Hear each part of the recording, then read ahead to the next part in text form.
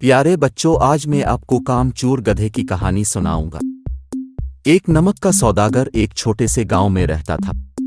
हर रोज वो नमक खरीदने करीबी शहर में जाता था। उसका गधा इसके साथ जाता था। सौदागर शहर से नमक के थैले गधे पर लाद देता और वो वापस गांव की तरफ चल पड़ते, जो एक दरिया में से होकर गुजरता था। लेकिन गधे को अपनी पीठ पर इतनी थैलियां उठाना पसंद नहीं होता था, क्योंकि वो कामचोर था।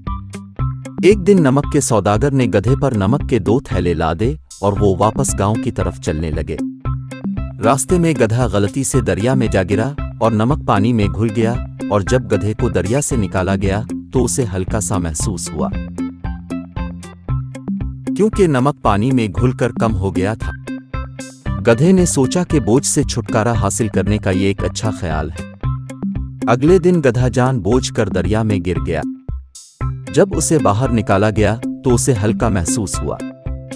उस नमक के सौदागर को गधे की चाल समझ आ गई। वो जानता था कि गधा जानबूझकर दरिया में गिर रहा है। अगले दिन इस नमक के सौदागर ने गधे पर नमक की बजाय रोई रख दी। गधे ने महसूस किया कि थैले पिछले दिनों की निस्बत बहुत हल्के हैं, लेकिन गधे ने वजन मजीद कम करना चाहा।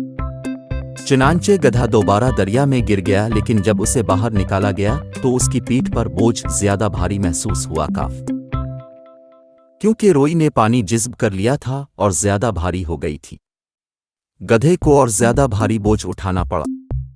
तब गधे को अपनी गलती का एहसास हुआ और वो समझ गया कि एक जैसे इक़दामात हर दफा काम नहीं आते।